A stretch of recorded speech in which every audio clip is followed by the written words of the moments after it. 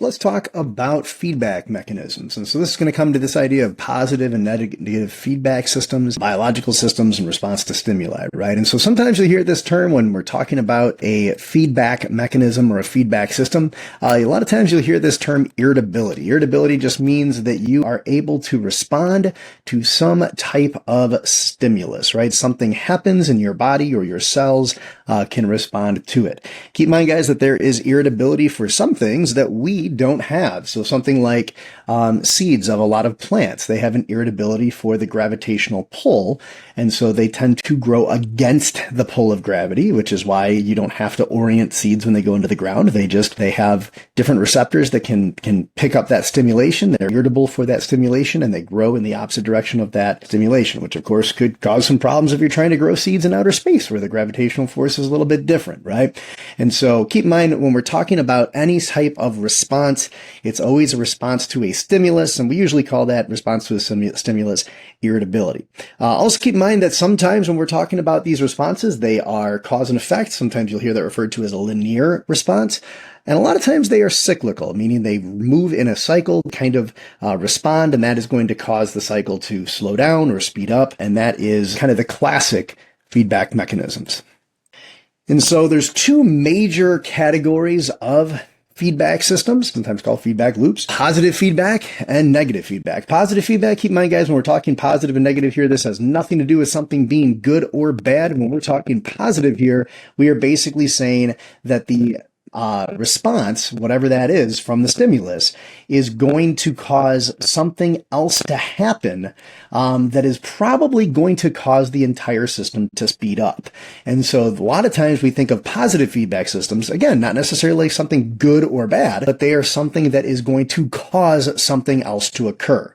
And one of the things when we're talking about these positive feedback loops or these positive feedback systems is they tend to end in one of two ways. Either they make something happen, and so once that something occurs, the actual stimulus will stop. So I would say you can either cause it to stop, or it ends when the entire system breaks down. And so that's a chaotic ending.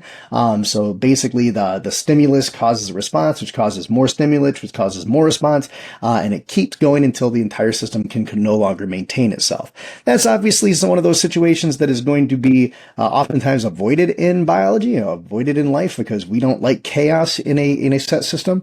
But I'll give you some examples as to how that might work.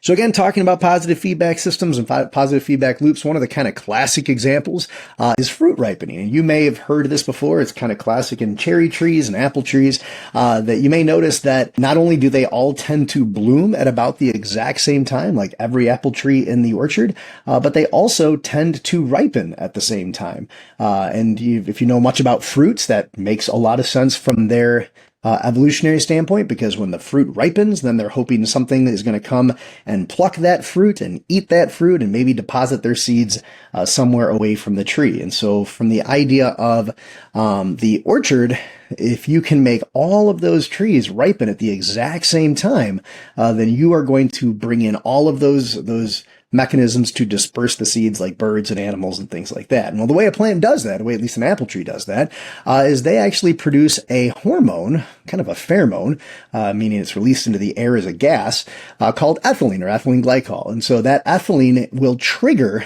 a neighboring apple to begin to ripen. And then that apple begins to produce its ethylene glycol, which causes more neighboring apples to ripen. And you kind of have this progression from the unripe apples to the apples that are on their way to becoming more ripe. And then in a matter of only a few days' time, you can have every apple in the orchard ripe. And so basically think of it from the standpoint of the signal, which is the ethylene gas, is going to have this effect of ripening the first apples, which is going to then in turn cause the next apples to ripen, which produces more ethylene, which causes more apples to ripen and more ethylene, until you eventually have the entire orchard ripening at the exact same time. Sometimes these systems can be chaotic. And so I talked about the idea that we're We don't really like chaos in a biology or ecology system. This is one of many positive feedback cycles that occur from the aspects of global warming and climate change. And if you've ever wondered why scientists seem so concerned about the aspects of global warming, this is kind of why. And so if you can kind of start as a cycle, you can kind of start wherever you want here, but we'll start with the idea of global temperatures increasing, right?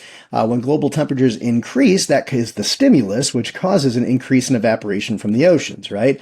As ocean temperatures get warmer, they have more water vapor that is produced. Water vapor, turns out, is a greenhouse gas. And so greenhouse gases trap heat in the atmosphere, which is going to cause the atmosphere to become even warmer, which is going to cause the temperatures to increase even more, which is going to cause more evaporation, which is going to cause more water vapor. And so this cycle just goes around and around and around and around until, again, one of two things happen. Either we fix the stimulus, meaning we do something to prevent it, or the system ends in chaos. And from an obvious standpoint, I don't want the atmosphere or our global climate to end in chaos, because that would be a very bad thing for us, right? And so this is one of quite a few different positive feedback loops that occur in the global warming dynamic. And it's one of those things that we really need to make sure that we are aware of. And that's one of the hopes that we can work towards lowering that stimulus and maybe removing that stimulus and preventing the positive feedback to end in some sort of a chaotic system. Probably the most classic example when we are talking about positive feedback is the concept of childbirth, right? And so childbirth in humans, you maybe will be aware of the idea that this baby's in this lovely little sack full of fluids. Hopefully by the time it gets the point where it is ready to be born, it should be flipped around with its head pushed down on the cervix, right? And as this head pushes down on this cervix, it is actually going to cause the pituitary gland to release a hormone called oxytocin. And oxytocin is actually a hormone that causes contractions of the uterus. And so the more the baby's head pushes on the cervix, the more oxytocin is released.